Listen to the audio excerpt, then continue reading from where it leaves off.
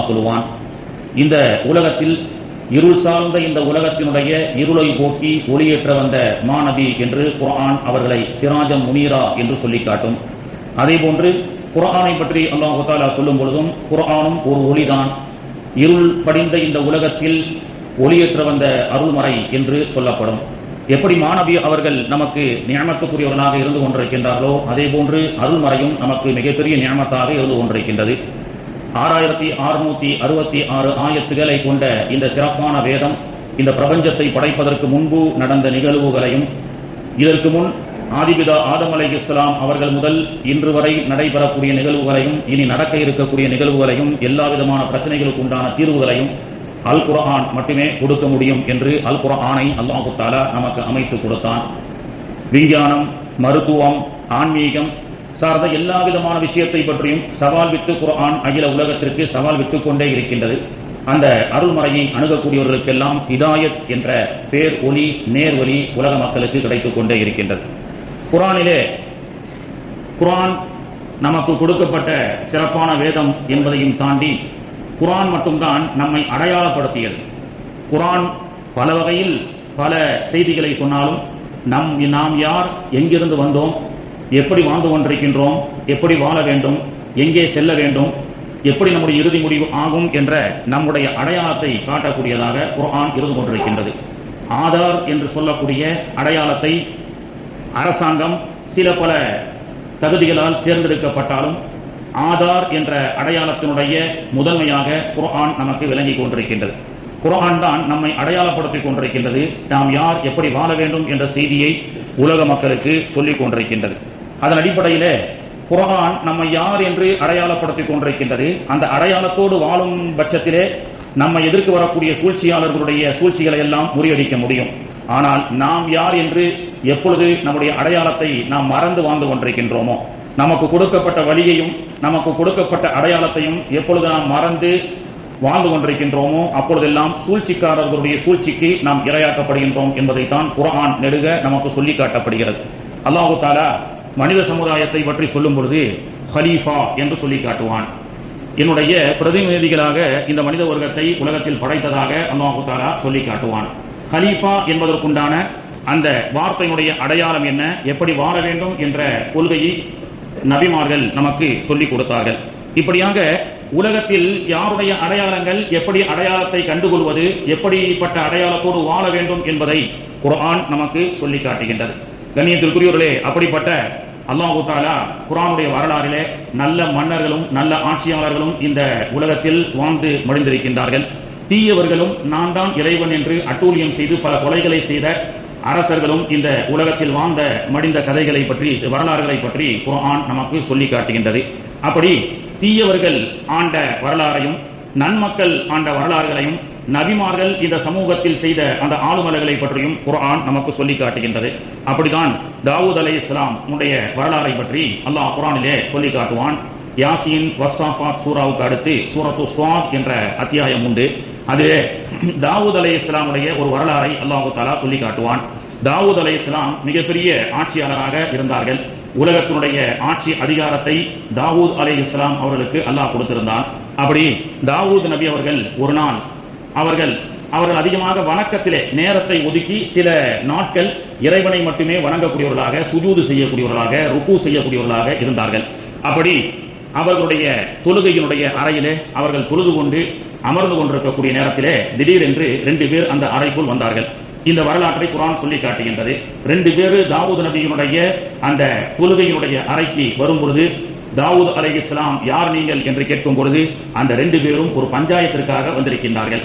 ஒருவர் இவர்கள் தொழுகையில் ஈடுபட்டு கொண்டு இறைவனுடைய அந்த தியானத்தில் இருந்து கொண்டிருக்கக்கூடிய நேரத்திலே 2 நபர்கள் வந்து ஒருவன் சொல்கின்றான், நபி தாவூத் அலைஹிஸ்ஸலாம் அவர்களே, இவனிடத்துல 99 ஆடு இருக்கு, என்கிட்ட ஒரே ஒரு ஆடு தான் இருக்கு, ஏன் ஒரு ஆட்டையும் கொடுக்குறேன்னு சொல்லி கேட்கிறான், புடுங்க கூட முயற்சி பண்றான் அப்படின்னு சொல்லி ஒருவர் சொல்ல, தாவூத் அலைஹிஸ்ஸலாம் என்ன ஏதுன்னு விசாரிக்காம, உங்ககிட்ட தான் 99 ஆடு இருக்குல்ல, அவன் ஒரு ஆட்டையா நீ கேட்கிற அப்படின்னு சொல்லி அந்த பஞ்சாயத்தை முடித்து விட்டு அடுத்து அவர்கள் இறை தியானத்தை தொடங்க ஆரம்பித்தார்கள். நல்லா யோசிக்கணும். தொழுது கொண்டு இறைவனிடத்துல திக்ர் செய்து கொண்டிருக்கக்கூடிய நிலையில 2 பேர் வராங்க. குர்ஆன் சொல்லக்கூடிய வரலாறு. ஒருத்தன் மட்டும் தான் பேசுறான், இன்னொருத்தனை பேச விடாம. அதாவது தாவூத் நபி அவர்களே, இவனிடத்துல 99 ஆடு இருக்கு, என்னிடத்துல ஒண்ணு இருக்கு, 99 வச்சு போதுமாக்கி கொள்ளாம என்னுடைய ஒரு ஆட்டையும் புடுங்குவதற்கு முயற்சி செய்து அதை கேட்டுக்கொண்டிருக்கின்றான், இது நியாயமா சொல்லுங்க அப்படின்னு சொல்லி ஒருவன் சொல்ல, இன்னொருவனுடைய அந்த என்ன வாதம் என்பதை விசாரிக்காமலேயே உன்னுடைய 99 ஆடையை வைத்து நீ போதுமாக்கிக்கொள், அவன் ஒரு ஆட்டையே நீ கேட்கின்றாய் என்று முடித்து விட்டார்கள். அருள்மறையிலே, அதாவது அவர்களுடைய வேதத்திலே ஜபூரிலே அல்லாஹு தஆலா தாவூத் அலைஹிஸ்ஸலாம் அவர்களை பார்த்து கேட்டான், தாவூதே, உங்களை ஒரு அரசராக நான் ஆக்கியது ஒரு மிகப்பெரிய நியமத்து. ஆனால் உங்களிடத்தில் நீங்கள் பஞ்சாயத்து என்று வரும்பொழுது 2 பேரையும் தீர விசாரிக்காம வாதி பிரதிவாதியுடைய அந்த வாக்குமூலத்தை கேட்காமல் நீங்கள் எப்படி ஜட்ஜ்மெண்ட் கொடுக்கலாம் அப்படி என்று சொல்லி அல்லாஹு தஆலா அவர்களை கண்டித்து ஆயத்து இறக்கியதாக குர்ஆனிலும் அந்த வரலாறு அந்த சூரத்து ஸ்வாதிலே பதிவு செய்யப்படுகிறது. பிறகு தாவூத் அலைஹிஸ்ஸலாம் அவர்கள் இறைவனிடத்திலே மன்னிப்பு கேட்டார்கள். காரணம், அந்த வாதி பிரதிவாதிகளை விசாரித்த பொழுது அந்த ஒரு ஆடு மட்டும் வைத்திருக்கின்றேன் என்று சொன்னானே அவன் தான் திருடன். இவர் 100 ஆடு வைத்திருக்கக்கூடிய இவரிடத்திலிருந்து அந்த ஒரு ஆட்டை திருடி கொண்டு சென்று விட்டான். வாங்க தாவூத் அலைஹிஸ்ஸலாம் அவர்களை பார்த்து பஞ்சாயத்தை தீர்த்து கொள்ளலாம் என்று வரும் பொழுது இந்த 100 ஆட்டுக்கு சொந்தக்காரனை பேச விடாமல் தன்னுடைய பேச்சு நாவாற்றலால் நான் வைத்திருக்கக்கூடிய ஒரு ஆட்டையும் கேட்கின்றான் என்று அவர்களிடத்திலே சொன்ன பொழுது அந்த ஒரு ஆட்டையும் நீ கேட்கிற அப்படின்னு சொல்லி தாவூத் அலைஹிஸ்ஸலாம் சொல்லிட்டாங்க. திருடலுக்கு சாதகமான சாட்சியாக மாறிவிட்டது.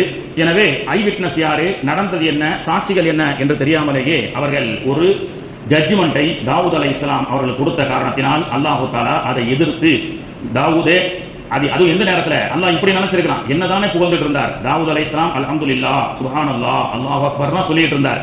அந்த நேரத்தில் ஒரு இடை மறித்து அந்த திக்ரை, அந்த இபாதத்தை இடை மறித்து அதை டிஸ்டர்ப் பண்ற மாதிரி 2 பேர் வந்தாங்க.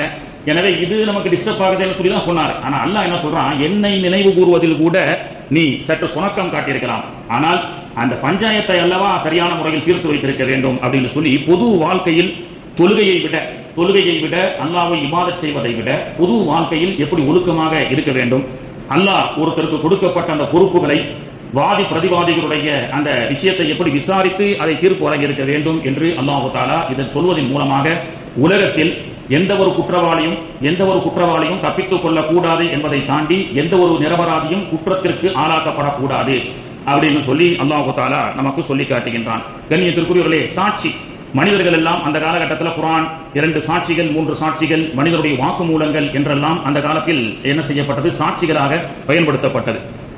பெருமானார் ஸல்லல்லாஹு அலைஹி வஸல்லம் அவர்கள் கூட ஒரு யூதர் வியாபாரம் கொடுக்கல் வாங்கல் ஈடுபட்ட பொழுது யூதன் நபிகள் நாயகத்தின் மீது ஒரு குற்றச்சாட்டு செய்கின்றான். நபிகள் நாயகம் தன்னை ஏமாற்றியதாகவும் அது பஞ்சாயத்துக்கு வருகிறது. யூதனுக்கு தீர்ப்பா நபிகள் நாயகத்திற்கு தீர்ப்பா என்று சொல்லும் பொழுது யூதனுடைய தரப்பிலே நிறைய சாட்சிகளை அவன் அமைத்துக் கொண்டு அழைத்து வந்தான். ஆனால் நபிகள் நாயகத்திற்கு சாட்சி சொல்வதற்கு ஆள் இல்லை. நபிகள் நாயகம் ஒரு ஏமாத்துக்காரர் நஊது பில்லாஹ் என்று யூதர்களுடைய அந்த பஞ்சாயத்து மேடையிலே சொல்லக்கூடிய ஒரு சூழல் ஏற்பட்ட பொழுதுதான் அங்கே ஹுசைமத் இப்னு சாபித் ரலியல்லாஹு அன்ஹு என்ற ஒரு நபித்தோழர் வருகிறார்.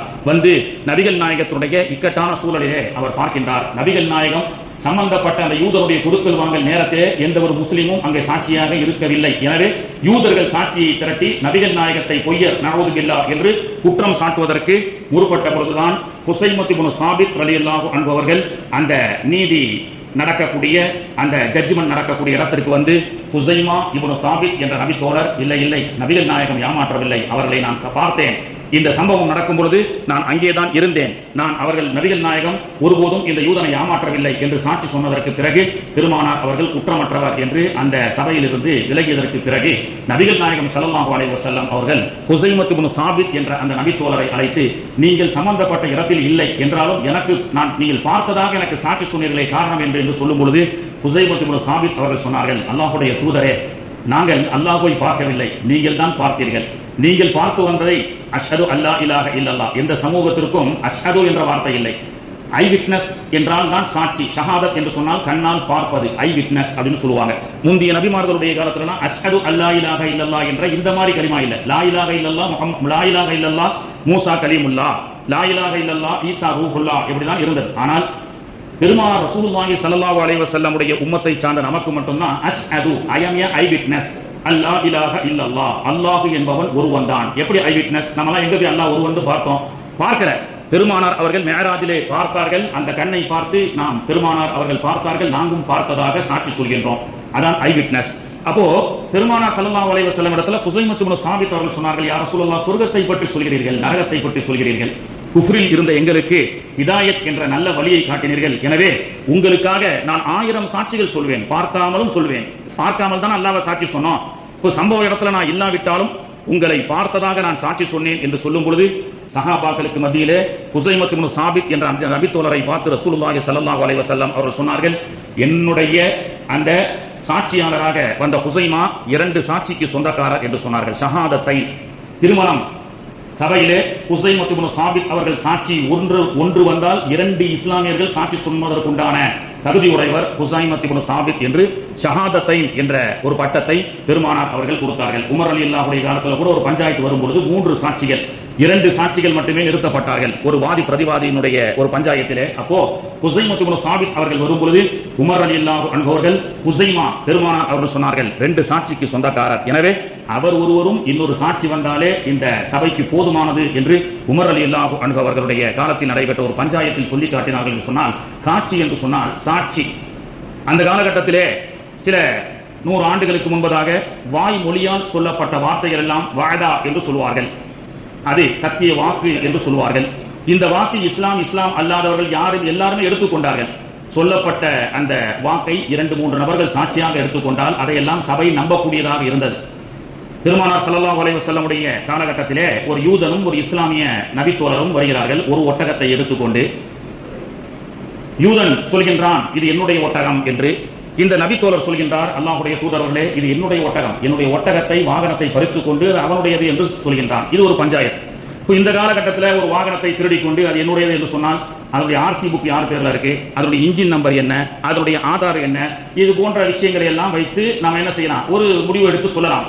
ஆர்சி புக் இருக்கா, இன்சூரன்ஸ் இருக்கா, யார் ஓனர்ஷிப், அதனுடைய அதையும் தாண்டி இன்ஜின் நம்பர் இருக்கா, சேஸ் நம்பர் இருக்கான்னு சொல்லிலாம் நிறைய காலங்கள் மாற மனிதர்கள் எப்பொழுது பொய் உரைக்க ஆரம்பித்தார்களோ, ஃப்ராடுகளாக மனிதர்கள் எப்போ மாறினாங்களோ, இந்த மாதிரி காலத்துக்கு ஏற்ற நிறைய நவீனங்களால் அதை நிரூபிக்கப்படுவதற்குண்டான அத்தாட்சிகள் அடையாளங்கள் மாற்றப்பட்டது.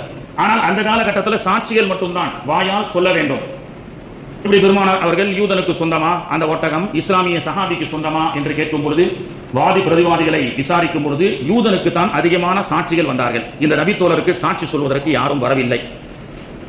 பெருமானார் ஸல்லல்லாஹு அலைஹி வஸல்லம் அவர்கள் தீர்ப்பு வழங்கினார்கள். யூதனுக்கு சாதகமாக தீர்ப்பு வழங்கி இவருக்கு திருடினால் இஸ்லாமியர் கைவெட்டப்பட வேண்டும் என்ற கைவெட்டு சட்டத்தை பெருமானார் அவர்கள் சொல்வதற்கு முன்பு அந்த நபித்தோழர் அவர்கள், யா ரசூலல்லாஹ், அல்லாஹ்வுடைய தூதர் அவர்களே, அல்லாஹ்வின் மீது ஆணையாக இது என்னுடைய வாகனம் தான், இதை பறித்துக் கொண்டு யூதன் தன்னுடையது என்று சொல்லுகின்றான். அப்படி என்று சொல்லியதையும் தாண்டி பெருமானாருடைய அற்புதத்தை தெரிந்து கொண்ட அந்த நபித்தோழர் சொன்னார், அல்லாஹ்வுடைய தூதர் அவர்களே, இந்த ஒட்டகத்திடத்தில் கேட்டு பாருங்கள், அது யாரு கூறியது என்று அந்த ஒட்டகம் உங்களிடத்தில் சொல்லும் என்று சொன்னார். பெருமானார் அவர்களிடத்திலே அந்த ஒட்டகம் பேசியது அந்த நபித்தோழர் கூறியது என்று சொல்லியது. மனிதனுடைய வாக்கு பொய்ப்பிக்கப்பட்டு விட்டது, மனிதனுடைய சாட்சிகள் ஜோடனையாக ஆக்கப்பட்டு விட்டது. ஆனால் வாயில்லாத ஒரு ஜீவனை அல்லாஹு தஆலா பேச வைத்து அந்த நபித்தோழர் குற்றவாளி, திருடியவர் என்று கைவெட்டப்படக்கூடிய அந்த ஹத்து அல்லாஹு தஆலா அந்த ஒட்டகத்தை பேச வைப்பதன் மூலமாக அந்த காலத்திலே அவரை காப்பாற்றிய வரலாறை நம்மால் பார்க்க முடிகிறது. கண்ணியத்திற்குரியவர்களே, மனிதர்கள் எப்பொழுது வாக்கில் சுத்தமில்லாமல், தன்னுடைய செயலில் சுத்தமில்லாமல் அவர்கள் பொய்யர்களாக, ஃப்ராடுகளாக மாறுகின்றார்களோ அப்பொழுதெல்லாம் காலங்கள் மாற்றி பதில் சொல்லும் அல்லவா. எனவே தான் குர்ஆன்ல பார்த்தீங்கன்னா தொழுகை என்னுடைய பயிற்சி பெரிய ஆயத்தாக குர்ஆனிலே சொல்லப்படவில்லை. நோன்பு சம்பந்தப்பட்ட சட்டங்கள் எல்லாம் பெரிய ஆயத்தாக குர்ஆன்ல சொல்லப்படவில்லை. உலு செய்வதை கூட குர்ஆன் சொல்லி கொடுக்கிறது. குர்ஆனுடைய ஆயத்துல உலு எப்படி செய்யணும் அப்படின்னு கூட சொல்லுது. ஆனால் குர்ஆனிலே ஒரே ஒரு ஆயத்து மட்டும்தான் 15 வரியினுடைய குர்ஆனிலே ஒரே ஆயத்தாக வரும். இதா ததாயன்தும் பிதைனின் என்ற ஒரு ஆயத், பெரிய ஆயத், குர்ஆன்ல பெரிய ஆயத்து. 15 வரி குர்ஆன்ல ஒரு பக்கமாக வரும். 13 வரி குர்ஆன்ல சுமார் 1.25 பக்கம் வரக்கூடிய ஆயத். அந்த ஆயத்து தான் மனிதனுடைய வாக்கு எப்பொழுது மாற்றப்பட்டு விட்டதோ அது எழுத்து வடிவில் கொண்டு வந்து அது பத்திரமாக, அது எழுத்துப்பூர்வமாக ஆக்கப்பட வேண்டும் என்று அல்லாஹு தஆலா குர்ஆனிலே ஆயத் இறக்குகின்றான். ஒரு குர்ஆனுடைய ஒரு பக்கத்துடைய ஆயத்தாக அல்லாஹு தஆலா நீண்ட ஆயத். வியாபாரிகள் கொடுக்கல் வாங்கல்கள் எப்படி, அந்த கொடுக்கல் வாங்கல்களை எப்படி அமைத்துக் கொள்ள வேண்டும், எப்படி அக்கவுண்ட்ஸை மெயின்டைன் பண்ணணும், பிகாம் சிஏ படிக்கக்கூடிய மாணவர்கள் எல்லாம் அந்த ஆயத்தை பார்த்தால் மிகப்பெரிய ஒரு விஷயத்தை அல்லாஹு தஆலா அக்கவுண்ட் மெயின்டெனிங்கை பற்றி, நாம செய்யக்கூடிய ஒவ்வொரு செயல்களை பற்றி, பத்திரமாக இருக்கட்டும், அது பட்டா பதிவாக இருக்கட்டும், எதுவாக இருக்கட்டும், எழுத்துப்பூர்வமாக மனிதன் எப்படி தன்னுடைய சாட்சியில் பொய்களை ஜோடிக்க ஆரம்பித்தானோ, எப்பொழுது வாக்குகள் எல்லாம் பொய்யாக்கப்பட்டதோ அதற்கு பிறகுதான் சஜ்ஜல் எழுதக்கூடிய அந்த பத்திரம் என்ற அந்த விஷயத்தை அல்லாஹ் தஆலா பெரிய ஆயத்தாக சொல்லி காட்டுகின்றான். ஏன்னா இதுதான் உலகத்துல ஒரு பெரிய பொய். ஜோடனையாக மாறும் என்பதற்காக. இது அந்த காலகட்டத்தில் பார்த்தீங்கன்னு சொன்னா மலைகள்ல அதாவது இலைதலைகள்ல எலும்புக்கல்ல எழுதிக்கிட்டு இருந்தாங்க. எழுத்துக்கு எதை பயன்படுத்துறாங்க? பேனா பல வடிவத்திலே இருந்தது, மைகளாக பல வடிவத்திலே இருந்தது. ஆனால் நபிகள் நாயகத்தினுடைய காலகட்டத்தில் ஒரு 1400 வருஷத்துக்கு முன்னாடி உலகமெங்கும் எழுத்து பூர்வமாக ஒப்பந்தங்கள் செய்ய வேண்டும் என்ற அமைப்பு இருந்தாலும் இது போன்ற பேப்பர்கள்லாம் கிடையாது. இந்த பேப்பர் எப்போ வந்தது? பத்திரங்கள் அப்படின்னு பார்த்தா பேப்பரை கண்டுபிடித்த பேப்பர் மில் சம்பந்தப்பட்ட விஷயத்தை கண்டுபிடித்தவர்கள் சைனாக்காரங்க. சுமார் அவங்க 1000 வருஷத்துக்கு முன்னாடியே சைனாவில் 500, 600, 800 வருஷத்தினுடைய வரலாறு. சைனாவினுடைய நிபுணர்கள் பேப்பரை கண்டுபிடித்திருக்கின்றார்கள். கிட்டத்தட்ட ஒரு 700-800 வருஷம்னு சொல்றாங்க. கூகுள் சர்ச் பண்ணா 2000 இயர்ஸ் பிஃபோர்னு கூட சொல்றாங்க.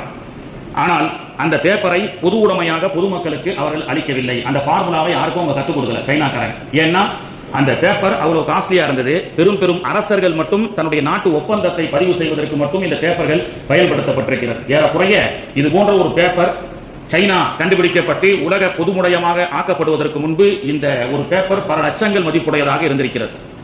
ஆனால் பேட்டில் ஆஃப் டலாஸ் அப்படின்னு சொல்லி ஒரு போர் 751 கிபி 751 Haroon Rashid Badisha established of mills while paper making technology was acquired from Chinese prisoners of war after the battle of Talas in 751 CE. 751 கிபியில அப்பாசிய மன்னர்களுக்கும், அதாவது ஹாரூன் ரஷீத் பாதிஷா அவர்கள் சார்ந்த அப்பாசிய மன்னர்களுக்கும் சீனாவுக்கும் தலாஸ் என்ற ஒரு மிகப்பெரிய நதிக்கரையோரம் நடைபெற்ற ஒரு போர். அந்த போரிலே சீனர்கள் தோல்வி அடைகிறார்கள். அப்படி அந்த சைனாக்காரங்கள்ல கைதிகளாக பிடித்து கொண்டு வரப்படக்கூடியவர்களாம் ஈராக்குக்கு கொண்டு வராங்க. ஈராக்குக்கு கொண்டு வந்தவன அந்த கைதிகள் எல்லாம் பேப்பர் கண்டுபிடிக்கக்கூடிய ஃபார்முலாவை தெரிந்தவர்களாக இருந்தார்கள். இந்த பேப்பர் என்பது எவ்வளவு அவசியம் அப்படின்னு சொல்லி ஹாரூன் ரஷீத் பாதிஷா அவர்கள் தான் அந்த சைனால நடைபெற்ற அந்த போர்ல சைனீஸ்களை கொண்டு வந்து ஈராக்ல வச்சாங்கல்ல, அவங்களுக்கு இந்த பேப்பர் கண்டுபிடிக்கக்கூடிய இந்த ஆலையினுடைய அந்த சீக்கிரத்தை நீங்க சொல்லி கொடுத்தீங்கன்னு சொன்னா இத்தனை ஆண்டுகள்ல உங்களை வெளிவிட்டு விடுவோம் என்று சொல்லி ஹாரூன் ரஷீத் பாதிஷா அவர்கள் காகித மில், பேப்பர் மில்லை முதல்ல 751 கிபியில அவர்தான் பகதாத் ஈராக்கிலே முதலாக பேப்பர் மில் துவங்கப்படுகிறது. அது மட்டுமல்லாமல் அப்பாசியருடைய ஆட்சி காலத்தில் பேப்பர் மில் யார் வைக்கிறார்களோ அவர்களுக்கு மானியம் கொடுக்கப்படும் என்று அறிவிக்கப்பட்டு ஆங்காங்கே பேப்பர் மில் உருவாக்கப்பட்டு இது போன்ற காகிதங்கள் உலகமெங்கும் அப்பாசியர்களால் அறிமுகப்படுத்தப்பட்டது. ஏனென்று சொன்னால் இது போன்ற பேப்பர்கள் தான் காலகட்டத்தில் அவசியம். மனிதனுடைய வாக்குகள் பொய்ப்பிக்கப்பட்டு விட்டது. எழுத்துப்பூர்வமாக ஒவ்வொருவரும் தான் சார்ந்த பொருட்களை பாதுகாப்பதும் பிறர் சார்ந்த ஒப்பந்தங்களோடு கையெழுத்திடுவதும் இது போன்ற விஷயங்களை கொண்டு இந்த பேப்பர்கள் அப்பாசியர்கள், அதாவது இஸ்லாமியர்கள் தான் இந்த பேப்பரை பொது உடைமை ஆக்கப்பட்டு மக்களுக்கு மத்தியிலே நீதமான ஆட்சிகள் நடைபெற வேண்டும் என்று சொல்லிக் கொடுத்தார்கள். அதுக்கு முன்னாடி எலும்புகள், இலைகள், ஓலைச்சுவடிகள் போன்றவற்றை கொண்டுதான் மக்கள் எழுதி கொண்டிருந்தார்கள். கண்ணியத்திற்குரியவர்களே, அதையும் தாண்டி மனிதன் தன்னை அடையாளப்படுத்துவதற்கு ஆரம்பமாக வாக்கு, பேச்சை கொண்டு அவர்கள் வாக்கு, சத்திய வாக்கு என்று சொல்கிறார்கள் அல்லவா, அதை கொண்டு நம்பிக்கொண்டிருந்தார்கள். நாளுக்கு நாள் மக்கள் பொய் பேச ஆரம்பித்ததற்கு பிறகு கை நாட்டு வைக்க ஆரம்பித்தார்கள். பிறகு கையொப்பம், ஒரு ஒப்பந்தம் ஆகிவிட்டால் ஒவ்வொருவரும் கையொப்பம் விட வேண்டும் என்று சொன்னார்கள். அதையும் தாண்டி கையொப்பத்திலும் எழுத்திலும் பொய்களும் புரட்டுகளும் எப்பொழுது சமூகத்தில் அதிகமாக ஆகிவிட்டதோ அதற்கு பிறகுதான் உன் பெயர் என்ன, உன் தந்தையின் பெயர் என்ன அப்படின்னு சொல்லி சன் ஆஃப், டாட்டர் ஆஃப் அப்படின்றத மென்ஷன் பண்ண ஆரம்பிச்சாங்க. சன் ஆஃப், டாட்டர் ஆஃப், இன்னாருடைய மகன் இன்னார்.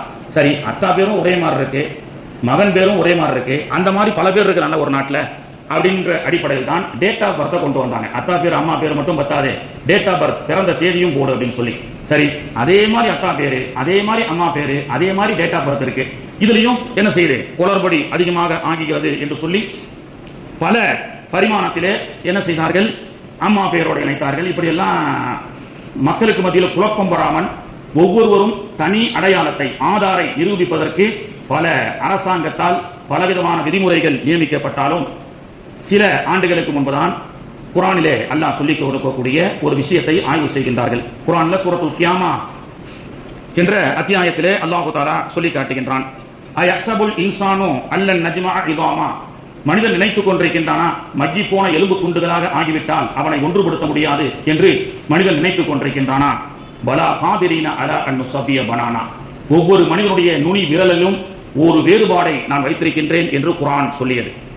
ஒவ்வொரு அயஹ்சபுல் இன்சானு அல்லன் நஜ்மஅ இதாமா பலா காதிரீன அலா அன் நுஸவ்விய பனானா, மனிதன் மக்கிப்போன எலும்பு துண்டுகளாக மாறிவிட்டால் அவனை மீண்டும் எழுப்ப முடியாது என்று அவன் நினைத்துக் கொண்டிருக்கின்றானா? அப்படி அல்ல. பலா காதிரீன அலா அன் நுஸவ்விய பனானா. தாய் தந்தையினுடைய பெயரை ஒப்பிட்டு ஒருவன் இன்னொருத்தரோடு அவன் போலியாக ஆவணங்களை தயார் செய்து கொள்ளலாம். பிறப்பினுடைய நாட்களும் பிறப்பு ஆண்டுகளும் கூட ஒருவன் இன்னொருவனுக்கு ஒத்து போகலாம். ஒரு முகம் இன்னொரு முகத்தோடு ஒத்து போகலாம். பாகிஸ்தானில் இருக்கக்கூடிய ஒருத்தனுடைய முகம் இந்தியாவில் இருக்கக்கூடிய மனிதனுடைய முகத்தோடு ஒத்து போகலாம். சைனீஸ் எடுத்துக்கொண்டீங்கன்னு சொன்னா வித்தியாசமே கண்டுபிடிக்க முடியாது. எல்லாம் ஒரே மாதிரி இருப்பான், உருளைக்கிழங்கு மாதிரி. அப்போ இவனுக்கு மத்தியில் எப்படி வித்தியாசத்தை ஏற்படுத்திக் கொள்வது? மனிதன் டேட் ஆஃப் பர்த் மூலமா பிரிச்சு பார்த்தான், தாய் தந்தையினுடைய பேரின் மூலமாக பிரித்து பார்த்தான். ஆனால் குர்ஆன் அல்லாஹ் தஆலா ஒரு க்ளூ கொடுக்கிறான். மனிதன் ஒரே மாதிரி இருக்கலாம். எத்தனை லட்சம் கோடி மக்கள் நமக்கு முன்னாடி பிறந்திருக்கலாம். ஒருவருடைய கை விரலுடைய இந்த அச்சு ஒருவரை போன்று இன்னொருக்கு இருக்காது.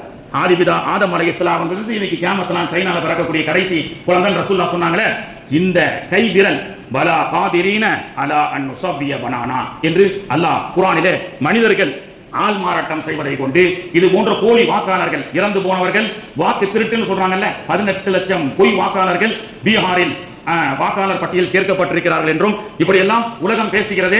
இதற்குண்டான தீர்வை அல்லாஹ் தஆலா சொல்லி காட்டுகின்றான். நீ பலா காதிரீன அலா அன் நுஸவ்விய பனானா, மனிதனுடைய கை விரல் நுனி இருக்கிறதே, அதில் நான் வேறுபடுத்தி இந்த மனிதர்களை படைத்திருக்கின்றேன். ஒருவரை போன்று உருவத்தால் இன்னொருவர் இருக்கலாம், ஆனால் இந்த கை விரலுடைய நுனியை போன்று உலகத்தில் வித்தியாசமாக நான் படைத்திருக்கின்றேன் என்று அல்லாஹ் தஆலா இந்த மனித சமூகத்துக்கு சொல்லிக் கொடுத்ததன் மூலமாகத்தான் ஆதார் அட்டை, வெறுமன அத்தா பேரு அம்மா பேரு டேட் ஆஃப் பர்த், இது நிறைய இதுல ஒருத்தர் ஒன்னும் மேட்ச் ஆகுது.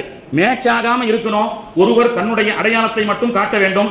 வேற ஒரு போலி ஆதாரத்தை கொண்டு இன்னொருவன் ஆள் மாறாட்டம் செய்ய முடியாமல் போவதற்குண்டான ஒரு ஃபார்முலா, ஒரே வழி உலகத்திற்கு குர்ஆன் சொல்லி காட்டுகின்றது. பலா காதிரீன அலா அன் நுஸவ்விய பனானா என்று. அதைத்தான் நாம் இன்னைக்கு அரசாங்கம் இன்னைக்கு பாத்தீங்கன்னா SIR உலகமெங்கும், இந்த இந்தியா முழுக்க தமிழகம் முழுக்க பேசப்பட்டு கொண்டிருக்கின்றது. ஸ்பெஷல் இன்டென்சிவ் ரிவிஷன், சிறப்பு தீவிர திருத்தம். 2021க்கு பிறகு 2025 வரைக்கும் இந்த SIR என்ற தீவிர சிறப்பு திருத்தம் இந்தியாவிலே நடைபெறவில்லை. எனவே எலெக்ஷன் கமிஷன் அந்தந்த மாநிலத்திற்கு சில நேரங்களை, சில நாட்களை ஒதுக்கி யாரெல்லாம் இறந்து விட்டார்கள் என்று சொன்னால் வாக்காளர் பட்டியலிருந்து நீக்கப்பட வேண்டும். 18 வயதை தாண்டிய புது வாக்காளர்கள் சேர்க்கப்பட வேண்டும். அடையாளம் இல்லாத வெளிநாட்டிலிருந்து ஊடுருவ வந்த மற்ற மக்கள் இந்த இந்திய பிரஜைகளாக இருந்து கள்ள ஓட்டுகள் போடக்கூடியவர்களாக சுமார் லட்சக்கணக்கான மக்கள் வெளிநாட்டிலே இருந்து கொண்டிருக்கின்றார்கள். ஆனால் அவர்கள் ஓட்டுகளை எல்லாம் ஆள் மாறாட்டம் செய்து வேற எவனோ போட்டு போயிடறான். ஓட்டு திருட்டு என்பதுதான் இந்த 3 மாசத்துல இந்தியாவில் நடைபெறக்கூடிய ஒரு பெரிய ட்ரெண்ட். ஓட்டு திருட்டு. ஒரே வீட்டுல 25 ஓட்டு இருக்குதா சொல்றான். வீடே 300 ஸ்கொயர் ஃபீட் தான். ஆனா அந்த வீட்டுல 25 மனிதர்கள் வாழ்வதாகவும் அந்த 25 மனிதர்களும் ஓட்டர் ஐடி வைத்திருப்பதாக எல்லாம் ஆள் மாறாட்டம் செய்யப்படுகிறது என்பதாக சொல்லப்படுகிறது. ஆனால் கண்ணியத்திற்குரியவர்களே, அல்லாஹ் கற்றுக் கொடுக்கப்படக்கூடிய இந்த ஆதார், அப்ப ஓட்டுக்கு பேசாம ஓட்டுனுடைய அந்த லிஸ்ட்ல இந்த இது பதிச்சால் என்னை தவிர வேறு யாரும் ஒரு ஓட்டு போடக்கூடாது என்றால் இந்த பலா காதிரீன அலா அன் நுஸவ்விய பனானா என்ற ஒவ்வொரு மனிதர்களுக்கும் இருக்கக்கூடிய இந்த ஆட்காட்சியை ஏன் ஓட்டர் ஐடியில் இதுவரைக்கும் சேர்க்க மறுக்கிறது? அதற்குண்டான டெக்னாலஜி இந்திய தேசத்தில் இல்லையா? காரணம், இங்கே தான் ஆட்சியை பிடிப்பதற்காக எத்தனை லட்சம் திருட்டு ஓட்டுகளை வேண்டுமானாலும் சேர்க்க முடியும், எத்தனை நன்மக்களுடைய ஓட்டுகளை வேண்டுமானாலும் லிஸ்டில் இருந்து எடுக்க முடியும் என்ற ஆதிக்கம் இன்னைக்கு தேர்தல் ஆணையம் செய்து கொண்டு அந்த அரசர்களுக்கு அவர்களுக்கு ஆதரவாக செய்து கொண்டு இருக்கின்ற காரணத்தினால்தான் இது போன்ற திட்டங்களை இவர்கள் வந்து கொண்டிருக்கின்றார்கள். அதைத்தான் நாம் கேட்கின்றோம். அப்போ இன்னைக்கு நம்ம விழிப்புணர்வாக நாம் எல்லாம் செயல்படக்கூடிய ஒரு முக்கியமான காலகட்டத்திலே இருந்து கொண்டிருக்கின்றோம். அடையாளத்தை இழக்கக்கூடாது, நம்முடைய வாக்குரிமையை இழக்கக்கூடாது. அப்படி அடையாளத்தை இழந்தால் நாம் அடுத்த ஜெனரேஷன்ல காணாம போயிடுவோம். அதனால தான் என்ன செய்யறாங்க, சிறப்பு தீவிர திருத்தம் SIR ஸ்பெஷல் இன்டென்சிவ் ரிவிஷன் 4ஆம் தேதி நவம்பர்ல இருந்து டிசம்பர் 4ஆம் தேதி வரைக்கும் இது போன்ற ஒரு லிஸ்ட் நம்முடைய வீட்டை தேடி BLO பூத் லெவல் ஆபீசர்கள் கொண்டு வருவார்கள். பூத் லெவல் ஆபீசர்கள் நம்முடைய இந்த லிஸ்ட்டை கொண்டு வருவாங்க. இதுல பாத்தீங்கன்னு சொன்னா நம்முடைய ஓல்டு போட்டோ இருக்கும், பார்க்க ரொம்ப சந்தோஷமா இருக்கும். நம்ம இளமை காலத்துல இருந்த போட்டோ இருக்கும், அதை பார்த்து சந்தோஷப்பட்டு அப்படியே எடுத்து வச்சுக்க கூடாது. இப்ப இருக்கக்கூடிய நம்ம வீட்டுல நம்ம செய்ய வேண்டியது என்னன்னு சொன்னா, பாஸ்போர்ட் சைஸ் போட்டோ நாம தயார் செஞ்சு வச்சுக்கணும்.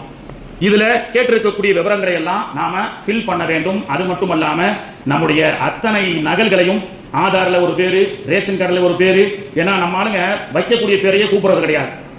ஒரு கல்யாணங்கள்ல போனா பொண்ணு பேர் என்னங்க, குலாபி என்ற குலாப் ஜான், ஃபக்கீர் என்ற ஃபக்கீர் ஜான், இந்த மாதிரி பேர்கள். நல்ல ஒருத்தர் வந்து ராஜா ராஜான்னு கூப்பிடுறாங்க. நான் எனக்கு ராஜா கிடையாது, காதர் பாஷா, அந்த பேரை ஏன் தான் கூப்பிடுறது இல்லை. இப்படி மாற்றி கூப்பிட்டு போய் தான் வீட்டுக்கு போனா பகல் நேரங்கள்ல வயசானவங்க இருப்பாங்க. உங்க பையன் பேர் என்ன, பொண்ணு பேர் என்ன, அலிபாத்து, பையன் பேர் என்ன, ராஜா, இப்படின்னு கூப்பிடக்கூடிய இந்த பேர்களை எல்லாம் சொல்லி பேரை மாத்தி கடைசியில் பாருங்க ஒருத்தர் வித்தியாசமா பேர் வைக்கணும் ஹஜ்ரத் வந்தாரு. பையனுக்கு என்ன ஹஜ்ரத் பேர் வைக்கணும்னு சொல்லி எல்லாரும் யூனுஸ் சுலைமான் வைக்கிறாங்க. இன்னொரு ரசூலுடைய பேர் துல் கிஃபில்னு வைக்க அப்படின்னு சொன்னாரு. அவரும் ஒரு ரசூல் தான், குர்ஆன் வரக்கூடிய பேர். சரி, என்ன துல் கிஃபில்னு வச்சுட்டாரு. பர்த் சர்டிபிகேட்டை போய் டவுன்லோட் பண்ணி எடுத்துக்கணும்னு பார்த்தா துலுக்க புலின்னு ஒரு பேர். துல் கிஃபில்னு கொடுக்கப்பட்ட பேரு துலுக்க புலி அப்படின்னு சொல்லி வந்திருக்கு. இந்த மாதிரி நாம அதனால தான் ரசூலுல்லாஹ் அன்னைக்கே சொன்னாங்க பாருங்க, பேர் அர்த்தமுள்ள பேரா வைங்க, சும்மா கண்ணா பின்னான்னு சொல்லி பல பேர்களை வைக்காதீங்க. ஒரு ஹஜ்ரத் அப்படிதான் ஒரு வீட்டுக்கு பேர் வைக்க போனா அந்த பிள்ளையினுடைய தாய் தந்தைக்கு சண்டை. அந்த அம்மா என்ன சொல்லுது, எங்க அத்தா பேர் பாவான் தான் வைக்கணும்னு சொல்லுது. இவர் என்ன சொல்றாரு, பையன் இந்த குழந்தையுடைய அத்தா ஃபக்கீர், எங்க அத்தா பேர் தான் வைக்கணும், நான் தான் கஷ்டப்பட்டு 10 மாசம் பிறந்திருக்கேன் பெற்றிருக்கிறேன் பாவா அப்படின்னு அந்த அம்மா, இவரே ஃபக்கீர் அப்படின்னு இவர் 2 பேருக்கு சண்டை. ஹஜ்ரத் தேனை வச்சுட்டு என்னடா பண்றது, பாவான் வைக்கிறதா ஃபக்கீர்னு வைக்கிறதா. ஹஜ்ரத் இந்த பஞ்சாயத்தை தீர்க்கமா இல்லையா, அடுத்த லோகருக்கு போனோம். ஏமா ஒன்றும் பிரச்சனை இல்லை, உங்க அத்தா பேரையும் உங்க அத்தா பேரையும் சேர்த்து வைக்கலாம் அப்படின்னு சொல்லி சொன்னாரு. சொல்லிட்டு தேன் எடுத்து வச்சு பாவா ஃபக்கீர் ஜான் அப்படின்னு வச்சாரு. ஹஜ்ரத் எங்க அத்தா பேர் பாவா, அவங்க அத்தா பேர் ஃபக்கீர், ஜான் யாரு, அது எங்க அத்தா பேர், சேர்த்து வச்சுக்கோ. இப்படி பேர்களை என்ன அலங்கோலப்படுத்தி மார்க்கத்துக்கு உட்பட்ட பேர் இல்லாம கண்ணா பின்னான்னு வச்சு ப்ரொனன்சியேஷன் இல்லாம ரேஷன் கார்டுல ஒரு மாதிரி, ஆதார் கார்டுல ஒரு மாதிரி, இந்த மாதிரி பேர்களை கொலை செய்த காரணத்தினால் தான் இன்னைக்கு நம்மளுடைய ஓட்டுக்களை திருடுவதற்கு எதிரிகளுக்கு ரொம்ப லேசாய் போச்சு. நாம இந்த மாதிரி ஒரு எஸ்ஐஆர் பத்தி நிறைய பேர் பேசுறாங்க. இது கொல்லப்புறத்தில் வரக்கூடிய சிஏஏ என்ஆர்சியினுடைய மறுபக்கம், இந்திய பிரஜையிலிருந்து உங்களை நீக்குவதற்குண்டான ஒரு சூழ்ச்சி என்றெல்லாம் இன்னைக்கு நீதிமன்றங்கள் எல்லாம் பேசுகிறார்கள். நிறைய அது சம்பந்தப்பட்ட விழிப்புணர்வாக நமக்கு சொன்னாலும் இதுக்கு பெரிய ஒரு விஷயம் என்னன்னு சொன்னா 6,52,00,000 வாக்காளர்கள் நினைக்கிற தமிழ்நாட்டில் இது ஒரு மாசத்துல நீங்க எப்படி சரி பண்ண போறீங்க அப்படின்ற ஒரு கேள்விதான் மிகப்பெரிய ஒரு சவாலாக இருக்கிறது. இந்த ஒரு மாசத்துக்குள்ள அவங்க தேடி வந்தாலும் அல்லது பள்ளிவாசல் ஜமாத் நிர்வாகிகள் ஏற்பாடு செஞ்சு இதை ஃபில் அப் செய்து, ஏன்னா நம்ம ஆளுங்களுக்கு பிக் பாஸ் பார்க்கறதுக்கும் வீட்டுல டிவியில உட்கார்றதுக்குமே நேரம் கரெக்டா இருக்கு. சினிமா தான் உலகம் வாங்கிட்டு இருக்கான். கோயம்புத்தூர்ல பாத்தீங்களா, ஒரு அப்பாவி ஒரு பெண் பிள்ளையும் ஒரு ஆணும் தனிமையிலே கோயம்புத்தூரிலே ஒரு ஆள் நடமாட்டம் இல்லாத ஒரு இடத்துல இருக்கும்போது 4 பேர் கடத்தி கொண்டு வந்து சீரழித்திருக்கிறான். நான் சொல்வது உண்டு, இதெல்லாம் படத்துல வேணா சாத்தியமாகும். படத்துல இதே மாதிரி நடந்தது. கனவு ஒரு ஆணும் பெண்ணும் இளைஞர்கள் தனியா ஒரு காட்டுக்குள்ள கார்ல இருந்தா 100 பேர் வந்தாலும் அவர் என்ன செய்வார், ஹீரோ அடிச்சு தூம் கிளப்பிடுவார். இது சினிமால பார்த்துட்டு இது சினிமாவுக்கு நடைமுறைப்படுத்தப்படும். 4 பேரை சமாளிக்க முடியலையே அந்த பையனால. அந்த பெண் 4 மணி நேரம் கதற கற்பழிக்கப்பட்டிருக்கிறாளே. அப்போ சினிமா தான் வாழ்க்கை என்பதை தூக்கி எறியுங்கள் தயவு செய்து. சினிமா என்பது அது வேறு, நிஜ வாழ்க்கை என்பது வேறு. நிஜ வாழ்க்கையில அந்த மாதிரி 100 பேர்லாம் ஹீரோவால் அடிக்க முடியாது என்பதை சமூகம் புரிந்து கொள்ள வேண்டும். அப்ப இந்த ஒரு மாசத்துக்குள்ள எலிபொறியில மாட்டப்பட்ட எலிகளாக நாம் இருக்கக்கூடாது, புலிகளாக இருக்க வேண்டும். ஏன்னா எலிபொறியில எலி மாட்டிக்குங்க, எலிக்கு மரண பயம் வந்துடும், ஆஹா மாட்டிட்டோம். ஆனா எலிக்குன்னு ஒரு திறமை இருக்கு, அதனுடைய கூர்மையான பற்கள் எத்தனை எம்எம் மரக்கட்டையாக இருந்தாலும் கடிச்சு 5 மணி நேரத்துல கடிச்சிடும். அந்த பவர் இருக்கு எலிக்கு. எலி பொறிக்குள்ள மாட்டினா 1 மணி நேரம் தன்னுடைய ஸ்ட்ராங்கான பல்ல வச்சு மாட்டப்பட்ட அந்த எலிப்பொறியினுடைய அந்த கட்டையை அதால் கடித்து வெளியே வர முடியும். அதற்கு சக்தி இருக்கிறது. ஏன் அது பயன்படுத்துறது இல்ல? நாம மாட்டிக்கிட்டோம், நமக்கு உயிர் பயம் வந்துருச்சு அப்படின்ற அந்த மென்டாலிட்டி அதுக்கு வந்ததற்கு பிறகு தன்னுடைய சக்தியை அது மறந்து விடுகிறது என்பது தான் ஃபேக்ட். அப்ப அந்த மாதிரி நாம ஆஹா இந்த மாதிரி வந்துட்டாங்களே, பயப்படாதீங்க. நம்ம இடத்துல மடியில் கனம் இல்லாதவரை மடியில் கனம் இருப்பவன் தான் பயப்பட வேண்டும். நாம நம்முடைய ஆதார்களை, நம்முடைய ரேஷன் கார்டுகளை, நம்முடைய பேர்களை நாம சரியாக வைக்க வேண்டும். என்னதான் சூழ்ச்சி செஞ்சாலும் ஓட்டு திருட்டு பண்ணாலும் இன்னைக்கு அமெரிக்காவுடைய நியூயார்க்கினுடைய ஒரு மிகப்பெரிய ஹீரோவாக கருதப்படக்கூடியவர் உலகமெங்கும் ஒரு 10-20 வருஷமா இஸ்லாமிய தீவிரவாதி என்று முழு உலகமும் அமெரிக்காவை மையமாக வைத்து சொல்லிக் கொண்டிருந்த இதே அமெரிக்காவினுடைய வாஷிங்டனிலே 34 வயது இஸ்லாமிய இளைஞர் ஜொஹரான் மம்தானி இன்னைக்கு மேயராக இருந்து கொண்டிருக்கின்றார். ஜார்ஜ் புஷ் போன்ற மிகப்பெரிய கட்சி, சக்தி வாய்ந்த கட்சிகளை எல்லாம் முறியடித்து யூதர்கள் பல மில்லியன் ரூபாய் செலவு செய்து இந்த மம்தானி வரக்கூடாது என்பதற்காக சூழ்ச்சி செய்யப்பட்டிருக்கிறதாக அமெரிக்காவிலும் தகவல் வந்திருக்கிறது. யார் வேண்டுமானாலும் வரலாம், கிறிஸ்தவா நீ வந்து விடு, யூதன் நான் வந்து விடுகிறேன், ஆனால் இந்த இஸ்லாமியன் மட்டும் மம்தானி மட்டும் ஜெயிக்க கூடாது என்பதற்கு பல மில்லியன் டாலர்கள் பல மில்லியனர்ஸால் செலவு செய்யப்பட்டாலும் மக்கள் அவருக்கு ஆதரவு கொடுத்திருக்கின்றார்கள். இதே நியூயார்க்ல மம்தானி சில ஆண்டுகளுக்கு முன்பு ஏழை டாக்ஸி டிரைவர்களுக்காக குரல் கொடுத்த காரணத்தினால் அவரை சங்கிலியால் கட்டி இதே நியூயார்க் நகரத்தில் இழுத்துச் செல்லப்பட்டது. ஆனால் அந்த மம்தானி நேர்மையாக இருந்த காரணத்தினால் இன்று Zohran Mamdani wins New York poll become first Indian and American Muslim mayor அப்படின்னு சொல்லி அவர்கள் இன்னைக்கு மிகப்பெரிய சந்தோஷத்தை நாம் பட முடிகிறது என்று சொன்னால் நம்மளை எத்தனை வருஷமா அமுக்குனாலும் முடியாது. அல்லாஹ் மக்கரு துஇஸ்ஸு மன் தஷா வ துதில்லு மன் தஷா, அல்லாஹ் யாரை நாடுகின்றானோ அவர்களுக்கு ஆட்சி அதிகாரத்தை கொடுப்பான், அல்லாஹ் யாரை நாடுகின்றானோ அவரை கேவலப்படுத்துவான் என்ற இந்த வழியில் நாம் சரியான முறையிலே நம்முடைய ஜனநாயக ஓட்டு உரிமையை நாம் கேட்டு வாங்கக்கூடிய ஒரு சூழலில் இருந்து கொண்டிருக்கின்றோம். எனவே நம்மை தேடி வரும் நியாயம் என்று எதிர்பார்க்கக்கூடிய நேரம் அல்ல.